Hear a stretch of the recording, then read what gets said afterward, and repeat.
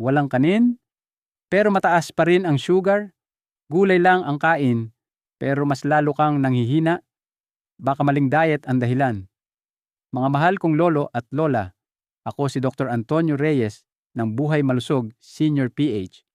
Naririnig ko, Doc, bakit 8 na 9 pa rin ang asukal ko? Kapag bigla nating inalis ang carbs, pwedeng mapilit ang atay gumawa ng sariling asukal, kaya pabago-bago ang blood sugar. Huwag kayong umalis, panoorin hanggang dulo. Ipapakita ko ang omo kapalit ng kanin na pwedeng kainin araw-araw para busog, may lakas, at mas stable ang sugar. Mag-subscribe ngayon. Kasama niyo ako, ang nakakamatay na pagkakamali sa paglaktaw ng pagkain.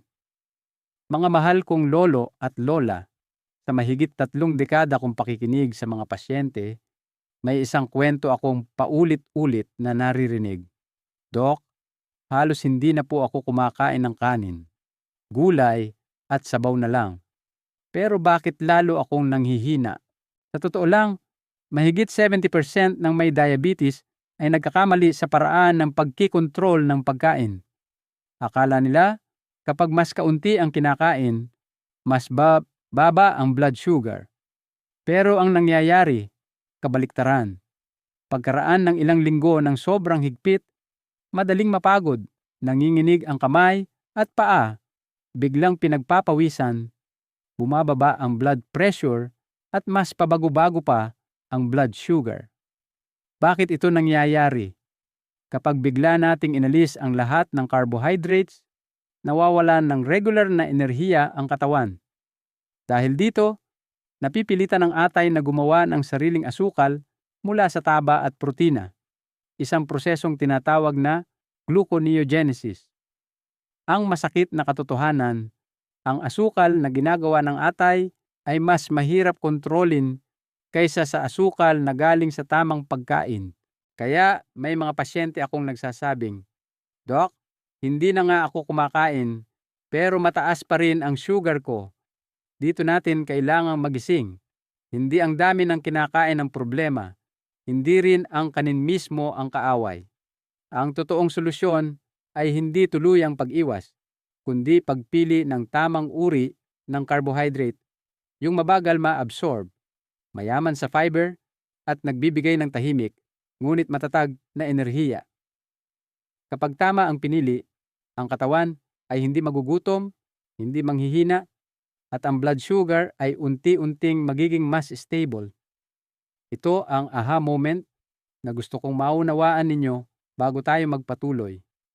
Bago natin talakayin ang 8 pagkain na maaaring ipalit sa kanin, nais ko munang ihinto kayo sandali upang maitama ang paraan ng pag-iisip. Dahil kung mali ang mindset, kahit tama ang pagkain, hindi rin tatagal ang magandang resulta. Unang prinsipyo, kailangan pa rin ng katawan ng may diabetes ang carbohydrates.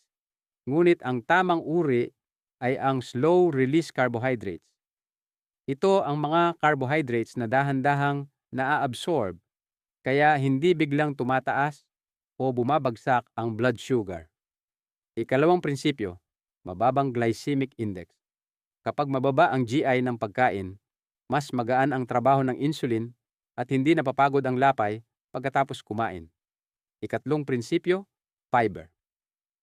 Pinapabagal nito ang pagsipsip ng asukal, pinapabuti ang kalusugan ng bituka, at tumutulong sa maayos na paggana ng atay at bato. Kapag sinunod ang 3 prinsipyong ito, hindi lang magiging mas matatag ang blood sugar, kundi mapoprotektahan din ang puso, bato, at mga mata sa mahabang panahon.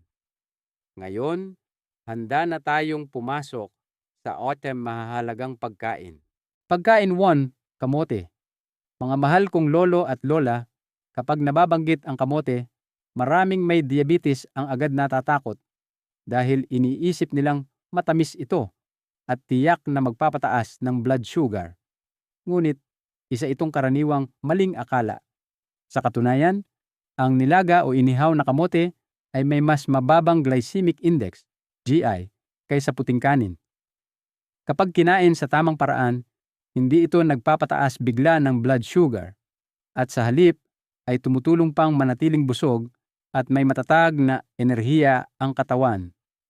Ang kamote ay mayaman sa fiber, lalo na sa soluble fiber na pinapabagal ang pagsipsip ng asukal, tumutulong sa maayos na pagtunaw, at nakakaiwas sa constipation na karaniwan sa mga senior na may diabetes. Tamang paraan ng pagkain. 100 to 120 gramo lamang bawat kain, katumbas ng isang katamtamang laki ng kamote. Kainin sa almusal o tanghalian, kapalit ng kanin, pakuluan o ihawin, huwag iprito at huwag lagyan ng asukal o pulot. Paalala, kung may mahina ang tiyan o acid reflux, mas mabuting kainin ang kamote pagkatapos ng pangunahing pagkain upang maiwasan ang kabag. Kapag tama ang pagkain ng kamote, busog ang tiyan, may lakas ang katawan, at mas kontrolado ang blood sugar. Pagkaindu, oatmeal, mga mahal kong lolo at lola. Kapag nababanggit ang oatmeal, marami ang nag-iisip na ito ay mahal, imported, at hindi bagay sa mga nakatatanda. Ngunit, sa katotohanan, ang oatmeal ay isa sa pinakaligtas at pinakamaasahang uri ng carbohydrates para sa mga may diabetes. Kung ihahambing, ang puting kanin ay may glycemic index, GI, na humigit kumulang 73, samantalang ang oatmeal ay nasa paligid lamang ng 55. Ibig sabihin, sa parehong dami ng pagkain, ang oatmeal ay mas dahan-dahan at mas matatag ang pagtaas ng blood sugar. Ang pinakamahalagang sangkap ng oatmeal ay ang beta-glucan, isang espesyal na uri ng soluble fiber. Gumagana ito tulad ng isang munting lambat sa bituka na pinapabagal ang pagsipsip ng asukal at pinabababa ang kolesterol sa dugo. Kaya napakabuti para sa mga diabetic na may problema rin sa puso. Mayroon akong pasyente na higit 70 taong gulang na pinalitan lamang ang isang kain ng kanin araw-araw ng oatmeal. Pagkalipas ng 3 buwan, malinaw na bumaba ang kanyang HbA1c at mas lumakas ang katawan at paglalakad niya. Simpleng paraan ng pagluluto. 3 kutsarang rolled oats, lutuin sa humigit kumulang 200 ml na tubig. Maaaring dagdagan ng chia seeds o unsweetened soy milk. Ang oatmeal ay nakakabusog, hindi nakakaantok pagkatapos kumain at tumutulong na panatilihing matatag ang blood sugar. Pagkain 3, munggo na may balat, mga mahal kong lolo at lola. Kapag nabanggit ang munggo, halos lahat ay alam na ito ay mabuti sa kalusugan. Ngunit may isang malaking pagkakamali na madalas kong nakikita. Inaalis ang balat ng munggo dahil iniisip na mas magaan ito sa tiyan. At iyan mismo ang dahilan kung bakit nawawala ang malaking benepisyo nito. Ang balat ng munggo ay mayaman sa fiber, lalo na ang pectin at cellulose.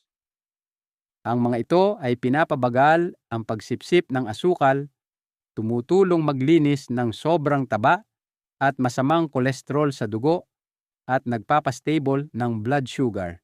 Kapag tinanggal ang balat, halos 70% ng kakayahan nito ang nawawala.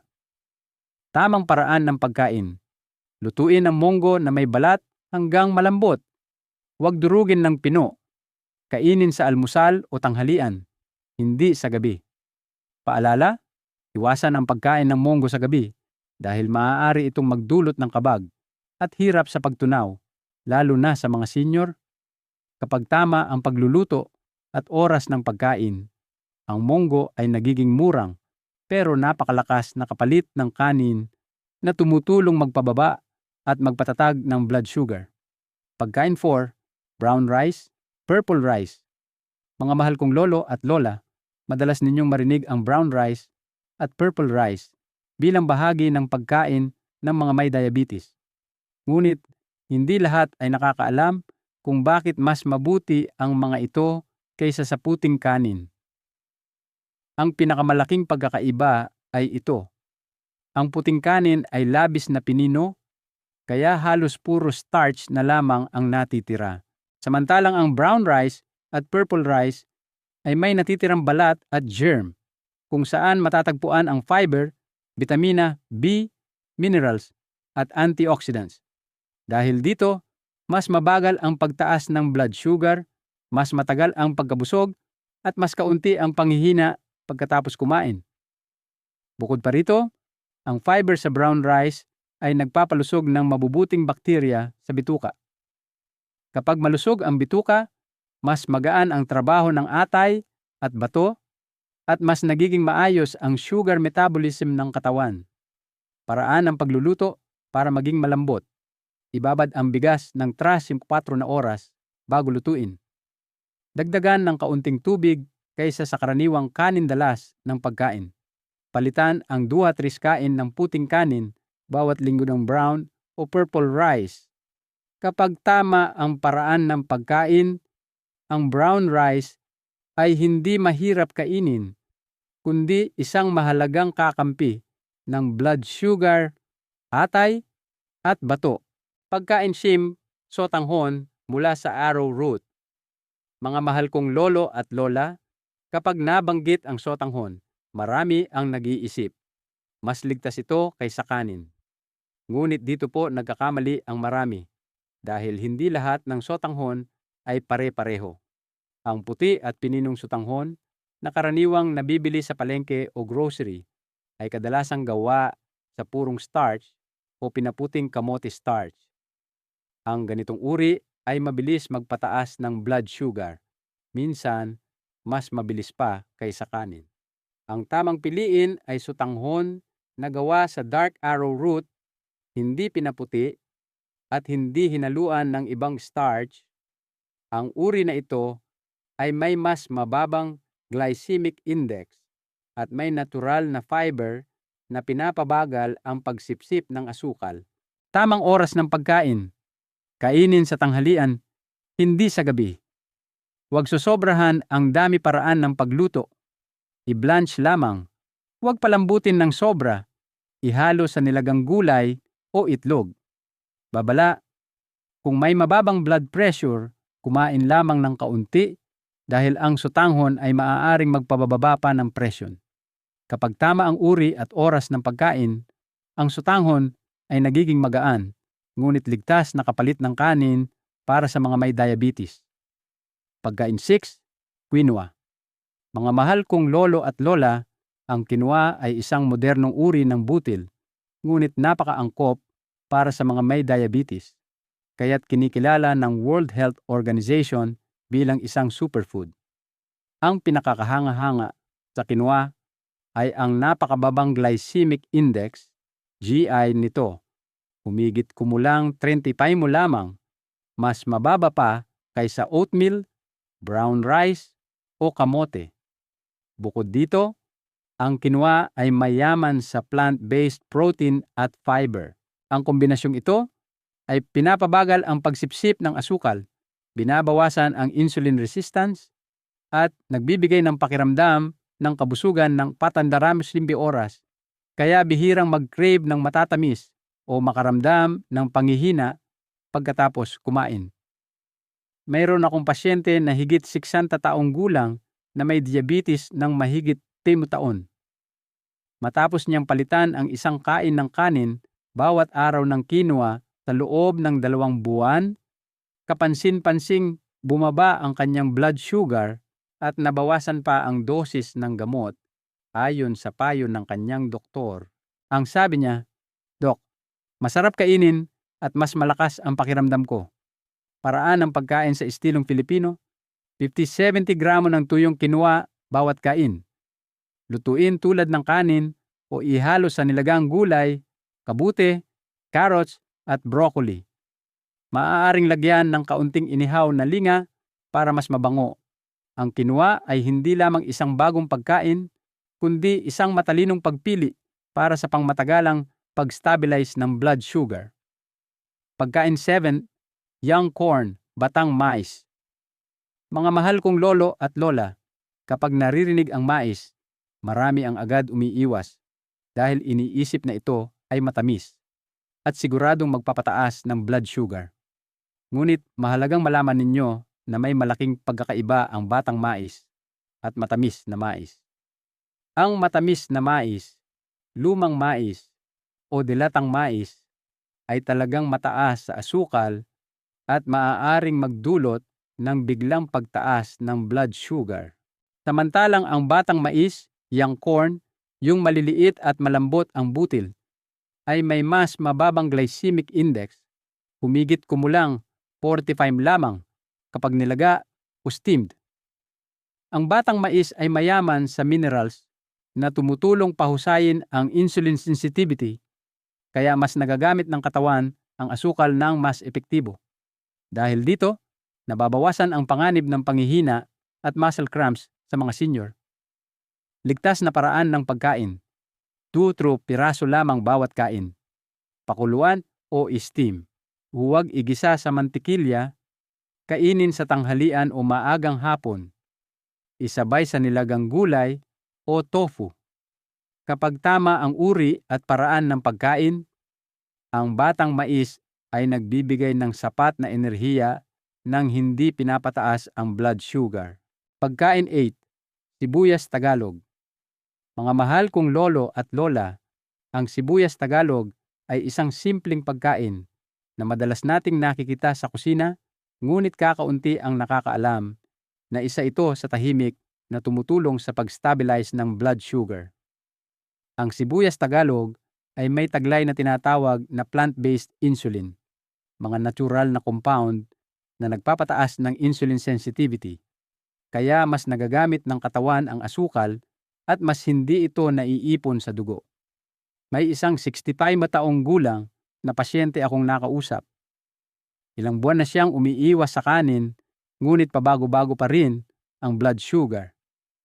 Pinayuhan ko siyang palitan ang kanin ng nilagang sibuyas Tagalog 3 beses sa isang linggo. Pagkalipas ng isang buwan, bumaba ang kanyang blood sugar, mas mahimbing ang tulog, at mas presko ang pakiramdam niya araw-araw.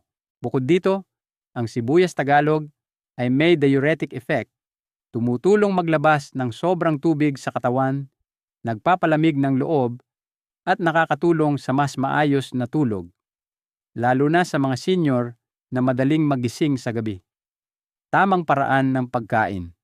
2-3 piraso ng sibuyas Tagalog bawat kain. Pakuluan. Huwag kainin ng hilaw. Maaaring ipalit sa kanin o isabay sa gulay isang mura, ngunit makapangyarihang pagkain kapag tama at regular na kinakain. 7-day meal plan na paikot-ikot. Marami sa inyo ang nagtatanong sa akin, paano po ba kakainin ang 8 pagkain na ito ng tama? Kailangan po bang tuluyang iwan ang kanin? Ang malinaw kong sagot, hindi kailangang tuluyang alisin ang kanin. Ang mahalaga ay maayos na pag-ikot ng pagkain upang maiwasan ang kakulangan sa sustansya at mapanatiling matatag ang blood sugar. Narito ang isang simpleng 7-day meal plan na madaling tandaan. Lunes, Martes, sa almusal o tanghalian, kamote plus oatmeal, magaan sa tiyan, nakakabusog, at magandang panimula ng linggo. Miyerkules, Huwebes, munggo na may balat plus brown rice o purple rice, tumulong maglinis ng blood sugar at suportahan ang atay at digestion. Biyernes, Sabado, sutanghon mula sa arrowroot, quinoa o batang mais, nagbibigay ng enerhiya at mabuti para sa puso. Linggo, nilagang sibuyas, Tagalog plakso gulay, nagpapalamig ng katawan at nagbibigay pahinga sa blood sugar. Maaaring kumain pa rin ng kaunting puting, kanin paminsan-minsan, huwag pahirapan ang sarili. Sa ganitong pag-ikot, may sapat na lakas ang katawan, mas stable ang blood sugar, at iwas sa kakulangan ng sustansya. Mga mahal kong lolo at lola, matapos nating talakayin ang 8 pagkain na maaaring ipalit sa kanin, ang pinakamahalagang nais kong manatili sa inyong isipan ay hindi lamang ang pangalan ng mga pagkain, kundi ang tamang pananaw sa pagkain. Para sa may diabetes, mas mahalaga ang tamang pagkain kaysa sa kaunting pagkain. Hindi ko malilimutan ang sinabi ng isang 78 taong gulang na pasyente. Dok, ito ang unang beses na nakakain ako ng walang takot. Hindi na siya kailangang magtiis sa gutom, hindi na nanginginig ang kamay, at hindi na laging pagod. Pagkaraan ng ilang buwan ng pagkain ng tamang uri ng carbohydrates, naging mas matatag ang blood sugar, nabawasan ang gamot, at mas gumaan ang loob niya. Ipinapakita nito na kapag binigyan ang katawan ng angkop na enerhiya, kusa itong umaayos. Mas mahimbing ang tulog, bumabalik ang lakas, at hindi na pabago-bago ang blood sugar. Tandaan po ninyo, hindi kailangang magpakahirap o maging sobrang higpit. Piliin lamang ang tama, kainin ng regular at unti-unting babalik ang lakas at sigla. Mga mahal kong lolo at lola, kung umabot kayo hanggang sa bahaging ito ng video, taos puso akong nagpapasalamat sa inyong tiwala at oras. Ang kalusugan ay hindi nagbabago sa isang iglap, ngunit ang maliliit na desisyon ngayon ang huhubog sa mas malusog na bukas. Kung nais ninyong matanggap ang detalyadong 70-day meal plan, mag-iwan lamang ng comment na gusto ko sa ibaba at ipapadala ko ito para madaling masundan araw-araw.